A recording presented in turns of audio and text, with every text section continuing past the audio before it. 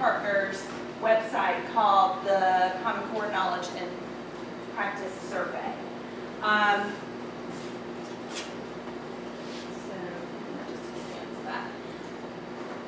This, just to give Student Achievement Partners credit for this, most of the stuff in this presentation was adapted from was taken from their website, borrowed from their website, so I just want to make sure that I give them credit. All right, so our objectives today are to learn about what the Knowledge and Practice Survey is, to understand how to set up, use, and take the survey, and then we're going to take some time to explore a sample report that's generated from the survey, and then we'll consider how you can go back and use this at your school and in your classroom and within your PLC. And forgive me, in Wade County we call PLCs PLTs, so if I accidentally say PLT, that's what I'm talking about, professional learning team as opposed to community. So don't think, she's saying the wrong thing. Okay, so what is the Common Core Knowledge and Practice Survey? So it's actually a really cool tool that allows a group of teachers to go in and answer questions about what they know about the Common Core and how they're using, how they're practicing in their classroom, and then they can use it as a snapshot as a team to see where they are as a team and about what they need to do to improve. So it does have two parts. Some of the questions are geared towards knowledge of the standards, and some of the questions are geared towards practice in your classroom. It's designed, again, to use as a team, so in a PLC or a team setting, to spark conversation, identify areas for growth, and offer concrete ways for teams to improve and grow around the shifts. So the way the survey is set up, you can create a survey for either ELA literacy or for math, and then it's banded by grades. So there's a K through 2 band, there's a 3 through 5 band, 6 through 8, and then high school band. So if you want your second grade PLC group to take it, they have to take the K through 2. So one thing that you could do is set it up for the entire grade band to take it. Because there's one other little glitch. You can't get a group report unless 6 people have taken the survey. So if you are an elementary school teacher, or even middle school, and you only have, say your 7th grade, you only have 3 7th grade math teachers, you might want to invite all math teachers to take it so that you can get enough data to get a report. Or if you work with another school, you can invite teachers from another school to also do it on that same grade level. If you want all the data to be about your particular grade level, then you can ask teachers in another school to do it so that it is all about your grade level. Yes. Will you be able to break it down by a grade level? So I'm at a high school, and that's a pretty large band. Is there a place for them to report what grade level they're at, or do you just get the composite? It's just a composite. Okay. So you just get the data in aggregate for the final report. And one reason for that is so that this can't be used as an evaluative tool for like individual evaluation.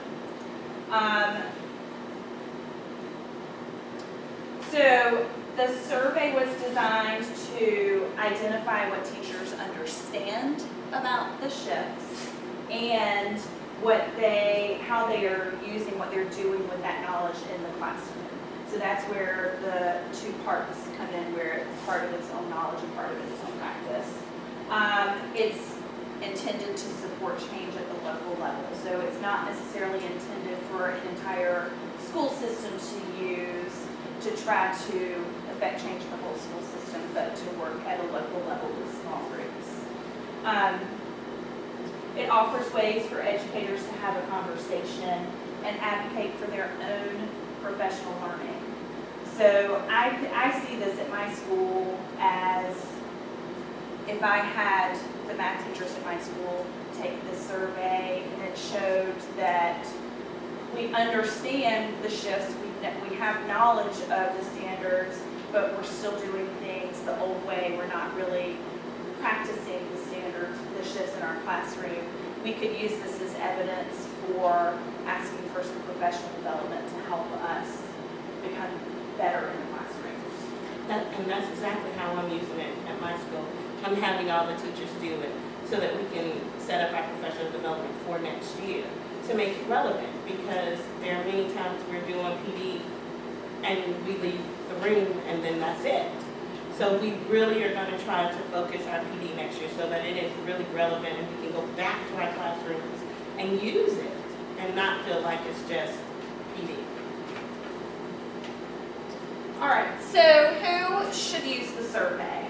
So I think the original intent was for instructional leaders to use with their groups of teachers. So the instructional leader or the PLC leader would create the survey, have the teachers in that group take it, and then the instructional leader or PLC leader would use the report to generate these conversations where you look at the data and assess where you are and what you need to do next. It can be used by school leaders and by district leaders and instructional specialists or even deans to introduce as a tool in their school or their system, but I don't think it's intended to be used for a large group of teachers, because the larger the group, the less it's going to tell you about yourself, because the reports are aggregate. They're not,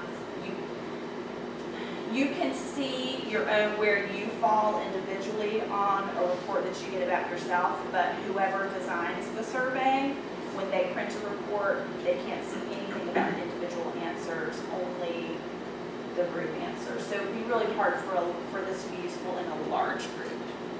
That's, yeah. What do you think? We're good. You sure? Yeah, you're inspiring me. Okay. Okay, no. All right. So if I'm sorry, I'm that kid. I say it everywhere I go. So if we get to make this survey, and can we like maybe change a question or manipulate it at all? No. No. So when I say create the survey, you're just naming it and selecting The teachers. whether it's ELA literacy or math, which grade band, and then who you're sharing the survey with. You can't, the questions are set. So that's kind of a little flaw about it, is once your teachers have taken the survey, it's not really gonna, like you wouldn't want them to take it again like 2 months from now to see how they change, because the survey's gonna, the questions are exactly the same. I just wonder if I send it out at different times to different departments, can I get different snapshots yes, of data? Yes, you can, because you can create as many surveys as you want. So you could create one, you could set up one survey for one department, and then you can set up a different survey, just name it something different, and send that link to a different department. Okay, thank you. Okay, next slide. So it would be less successful if you're just taking it as an individual teacher. Like I said, you can get a report that shows where you are in comparison to the other people that have taken the survey. But if you're the only one that takes it, it's not going to give you a report. So you need to try to have a group of at least 6 that will take it, so that you can get some useful information. And again, your individual report will show you where you fall in compared to the other teachers, which can be useful, but it's intended for a group. All right, so the way you would use the survey, and you guys are going to see all of this in a minute.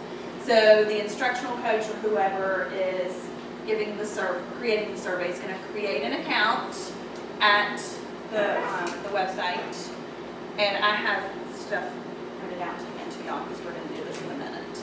They are going to build the project, then they will send the survey link to the teachers, then they're going to view the aggregated data and the discussion questions and resources, and then share it with the group.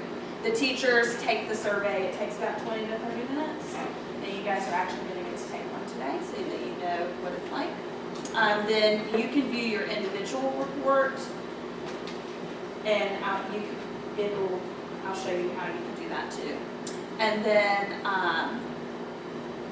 review the data with the group. And then together, you're going to review the data and dig in and see what changes you want to make. All right, so if you have a laptop, if you want to go ahead and get it out and go to ccss-survey.org. And I have handouts to help you.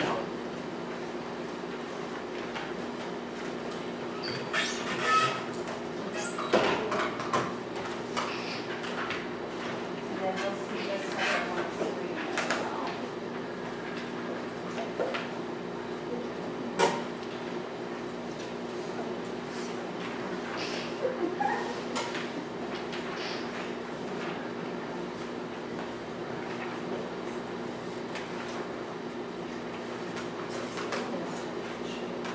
All right, so once you get into that website, then you will see this screen where you want to click on the green button and create an account. Again, the website is on the handout that you just got to find. It's too fast. So if you want to create an account today, you can. It's not necessary for what we're doing because I'm going to give you a link to a sample survey that I've already made. So I'm just going to go ahead and go through what this will look like. So then once you click that and you create your account, you go through, you answer all the questions, then this is what, when you log in, this is what you will see every time you log in. So depending on whether you want to create a new project or review a current project, if you clicked on create new project, yeah, I don't have those up there. You've got screenshots on here about what you can do. So if I were logged on tonight and I went to create or view current project list, you would see the projects that I have started on there. So do you guys want a minute to create an account and play around with this, or do you want to go ahead and take the survey? Take the survey, okay. So I have set up a sample survey for us. And I made a tiny URL so that you didn't, so that you can type in a long website. So it's tinyurl.com ILI practice survey. And I'm praying that that link will work. Now, as you take it, are there any math people in here today? Okay, I'm sorry. It's 3 through 5 ELA. I figured there were so few of us that were going to be here today that it would be more beneficial to see an ELA. But at least it gives you an idea of questions. And if you're not grade 3 through 5, again, it's just to give you a feel for what the survey looks like. So we're going to give you guys about 20 to 30 minutes. Did that link work? Yes. So I heard lots of good discussion going on once y'all finished getting through the survey, which is lengthy and a little bit stressful at times, at least well, I imagine especially if you're not a 3 through 5 ELA. But what were your reactions to the survey? It is hard. It is hard. It is a hard survey. It is. It is, even when it's in your grade band, it's hard. I like that the questions were really focused on the Common Core skills, and it should give really valuable feedback about if teachers really understand what the Common Core expectations are. Because I can see a lot of people thinking they know and then taking the survey to realize that, okay, maybe I didn't. Right. I Yes. also liked that it asked a specific question about the text that you would use, then it asked about a unit, and it asked about your whole year. Because I like that because as a teacher, you might say, oh yeah, I do that all the time, but if you can't see where you did that all the time in the last unit or the last text you used, maybe you're not really doing it all the time. Right. Right. Yes.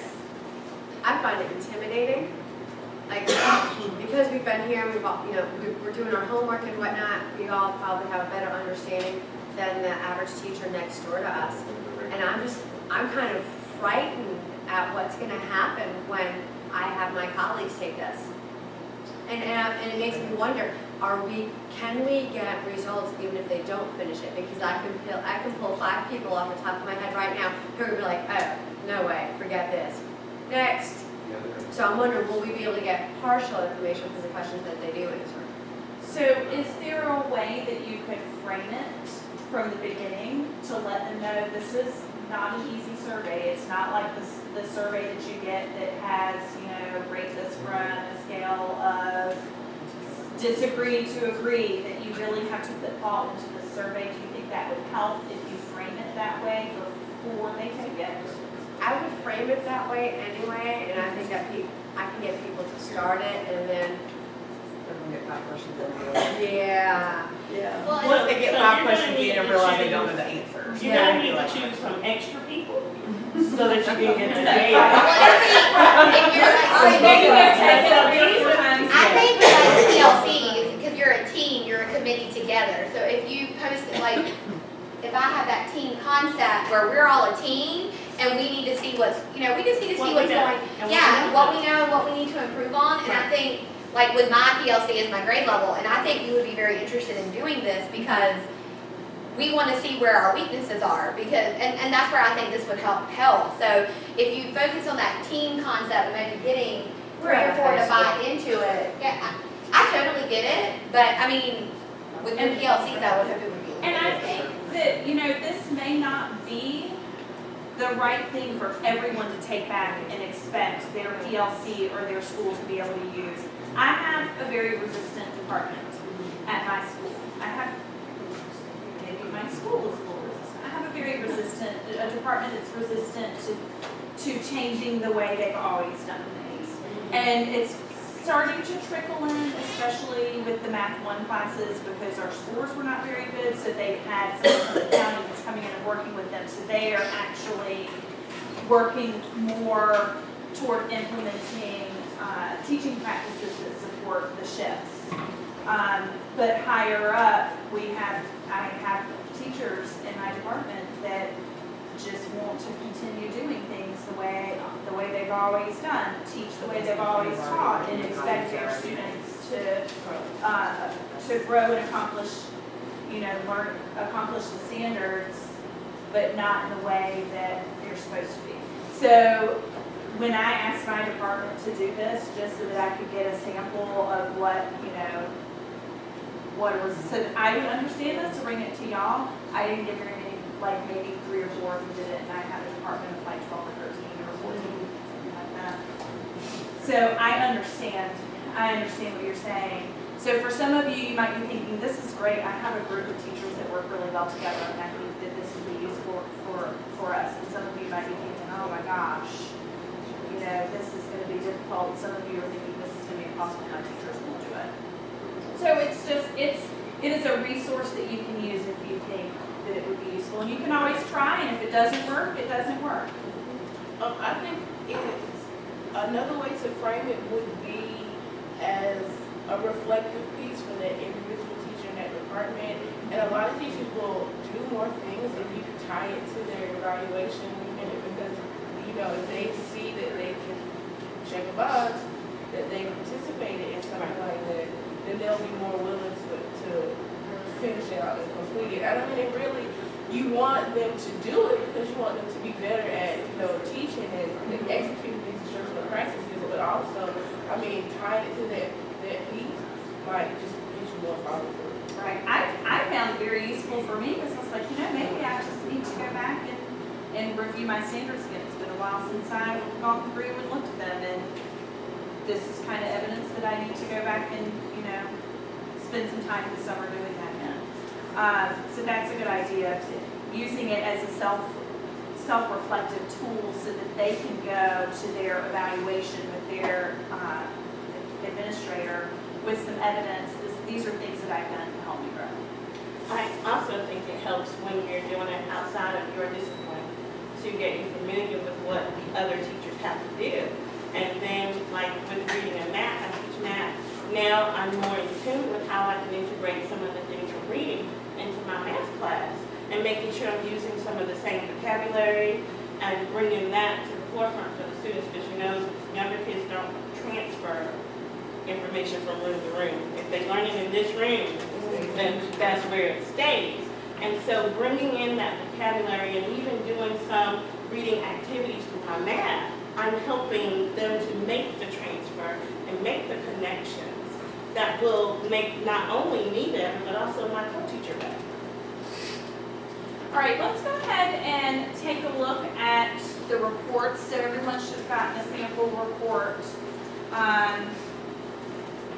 So when you're reading this, I had to really kind of spend some time looking at these reports. So I hope that you guys can leave here today with at least a little understanding of how they're set up. So if you will look at the front of the second page, so page 3 on the report, this is what, this kind of shows you how it's broken down and how to read it. So anytime you take the survey and you generate a report, this page will always look the same, because this is like the instructions on how to read it. So the report is divided up into knowledge data and practice data. Then it gives you discussion questions, and then it gives you suggested resources. So when you're using the report, what you're going to want to do is have everyone examine the data, and they can print their own report that has them on the scale, or you can just give them the general report. You will not, if you are the creator of the project, you will not have access to anyone's individual data. So if the participants want to print their individual report and bring it so that they can see where they are, or you can just give them the general one that has no one specific answers. And I think that's a good point for you to make before you send this out to them to take, because people don't really want to see what they don't know. So please make sure you share that you will not be getting any individual data. Yeah, there's no way that you can use this to evaluate someone else on an individual basis. So maybe that's another thing that will help you with that framing in the beginning, that this is for us to use as a team, and if you can just get through this hard part at the beginning, we can use this to help better all of us as a team. Maybe that might help, maybe. But I know where you're coming from, I get it. Gift cards will work. If nothing else, I'll be honest, you know what, please let me know when you finish it, and gift card will magically appear. Right. I'll tell you what doesn't work is Tootsie Roll Pops, because I thought, hey, if I bring y'all candy on Monday, if you do this before Monday, I had one person that did it. So Tootsie Roll Pops You are not a good You motivator. have to do like sweet bars. Yeah. King chocolate. Yeah. Yeah. You just gotta break out the good keys.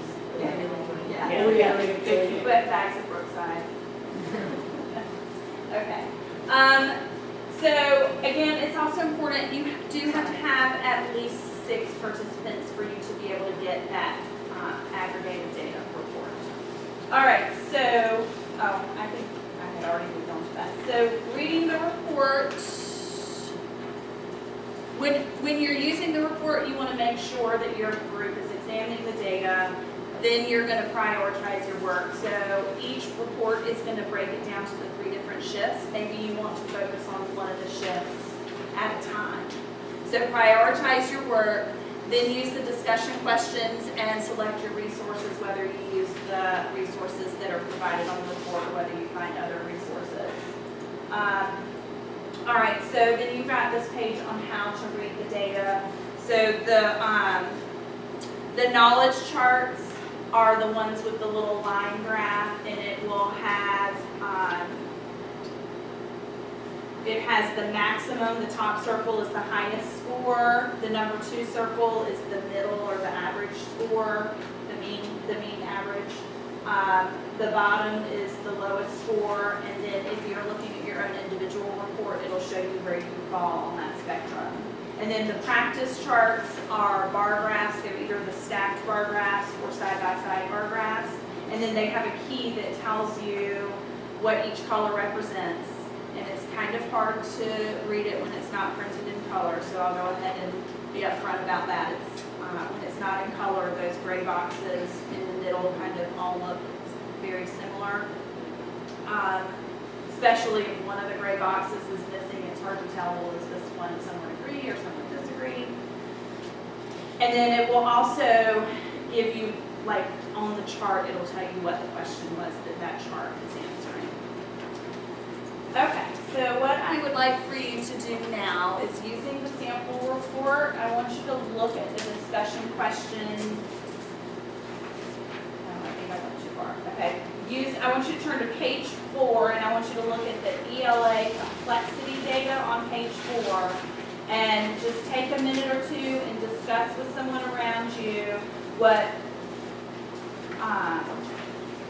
might the knowledge data be telling you, and what questions do you have, and then what might the practice data be telling you, what questions you have, and based on both of those together, what might be some next steps for this group. So we'll give you about 2 minutes to discuss that, and then we'll come together and discuss it as a group. So let's come back together. So as you looked at these graphs, what did you think? If this was your PLC or your grade level, what would you think about this? What did you think about the knowledge chart? It kind of shows to me they really understand it. They think they do, but Yeah, if you look at the knowledge chart, they're pretty low on distribution of teachers' knowledge regarding familiarity with academic vocabulary. So if maybe I don't know, maybe they thought they knew more about the standards than what these questions show they did. What about? I was Sorry, going go to ahead. say, a plus side is that there's not somebody who's like way out of the league or whatever. Yes. They, outlier. So they're kind of all in it together. And if they want to move forward, they have to do it together. Right, that's a good point. They're kind of all in the same place, so they can all grow together, and they can see from this, you know what, we've got some work to do. Fortunately, I don't think that was the case with all of the shifts with this group. Well, no, maybe it was. Yeah, it was. Yes. Listen, when you see a group so close together and it's not where you expected for that group to be, you then have to evaluate what practices have you all done. So whatever is currently taking place almost has to eliminate stuff out of the program because it's obviously not effective. And I was telling them, now the hardest part is the follow-up to this. So you have to make sure that you have quality development to make sure that this increases. Now, if you don't, now we have a problem because you want to be effective, but you also have to measure your growth, comparing and contrasting. But if you don't have the same group of teachers next year, it's going to skew your data. So Right. it's a lot that comes into it. The complexity is really, it's really up there. But as long as you know what's currently taking place in the classroom and what's currently taking place in your PLTs or PLCs, you have to use that to adjust it so that you can increase. And I said a minimum of 20% is more growth than 1%. Right. Because you have more people involved. Right, exactly. Any other comments on the knowledge piece there? Well, I was just going to say for vocabulary, I think there are a lot of teachers who don't know the difference between the academic vocabulary versus, tiers 2, tiers 3. What are the content specific versus what's academic. And so I think that if this was actually a real teacher taking it out, then that's what you used to do.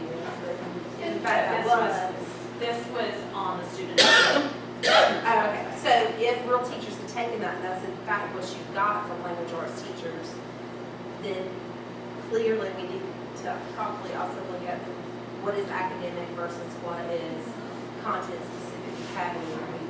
What's going to impact your teaching the most? I think one reason for that is that we're working, a lot of us are working with kids with severe word gap issues. So very basic words are vocabulary words for our students. So it's, to get to academic vocabulary or tier 3 vocabulary, it's like, we don't even need to go there yet. How about the practice graphs? Did y'all have any reactions to the practice data and what that was telling you? To me, that's the easy question to be like, oh yes, of course it engaged, of course that. So you got 100% on all the questions that they know are like if anybody's looking at this, they want us to say yes. That's true. So, right, that would be a hard one to even gauge as to whether or not they really thought about the question or just checked the boxes that they knew they wanted people would want to see. And you can also, I kind of felt like when you looked at the bottom right graph, like if you read the questions, fewer people said they were doing the things that they know they're not supposed to be doing anymore. Whereas the fourth and fifth bar are things that they should be doing. Of course, I think there was more, maybe if what was happening is they're like, oh, I'm supposed to be saying yes to this. Maybe there was more honesty on this graph than there was the one on the left. Or it could just be that they really believe they're doing that. And maybe that's where the discussion questions come in, because I felt like there was a discrepancy between what was going on in the classroom and what they knew.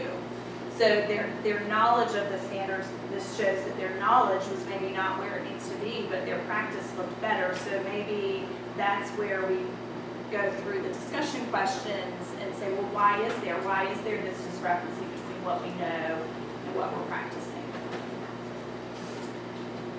Any other comments on the graphs?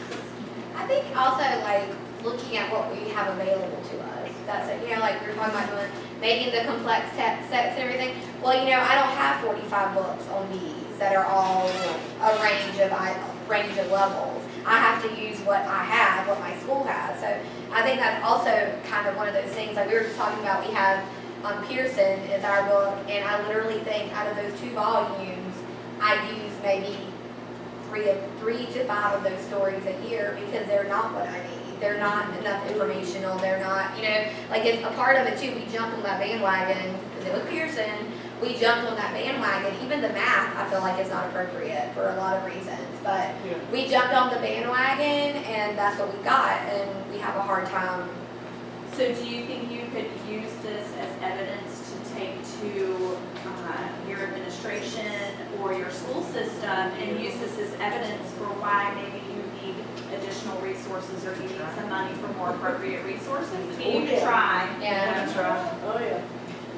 And I was looking at the B, that's 100% the reading level is at grade level. Well, you know, for our TDR, it must be grade level text. So maybe they were answering that question with that in mind, that yes, it's appropriate because at TDR we have to use grade level appropriate text. Teacher directed reading. And everybody has to use grade level text. But then on the flip side of that too, especially with lower grades, you know, those of us, like Hannah just said, we have to go out and find our own resources sometimes. Right. You have to understand what that grade level is and what you need to be looking for. Right. And if you don't, then you think you're on grade level, but you're really not. And so, and I know we have that problem a lot at my school because we definitely do not have enough books in our building. And so we go out and look and find on our own.